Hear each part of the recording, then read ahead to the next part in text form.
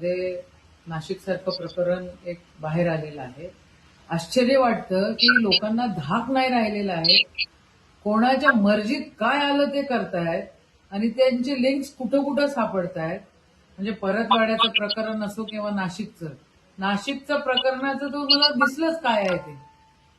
त्याची बायको गायब होऊन जाते, पोलिसांना दिसत नाहीये. त्याचा मुलगा खराबचा गायब होऊन जातो, पोलिसांना दिसत नाहीये. परतवाड्यासारख्या शहरामध्ये ह्या भानगडी होत आहेत, दिसत नाही. खुफिया करते काय आहे? होम मिनिस्ट्रीचं धाक नाहीये.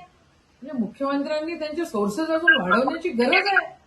या कोणत्याही गोष्टीमध्ये धर्म आणण्यापेक्षा खऱ्या अर्थानं होम मिनिस्ट्रीनी त्या ठिकाणी लक्ष देऊन काम करण्याची गरज आहे, असं माझं मत आहे. अतिशय घृणास्पद, अतिशय दुःख वाटणाऱ्या, अतिशय चीड येणाऱ्या गोष्टी आपल्या पुरोगामी महाराष्ट्रामध्ये होत आहेत. याच्या आधी या सगळ्या गोष्टी पकडतीस यायला पाहिजे होत्या आणि इतक्या उशिरा माहिती होत आहेत.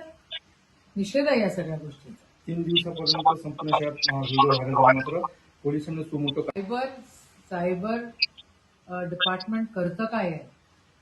सगळे व्हिडिओ व्हायरल होत आहेत मुलींच्या सकट. म्हणजे मला तर राग त्या मुलींचा पण येतोय, त्या बायांचा पण येतोय की त्यांना अकला नाहीये, त्यांना समजत नाहीये काय होत आहे ते, स्वतःचं संरक्षण करू शकत नाहीये. त्या अशा कशा, म्हणजे हवी अशा कशा पडतात?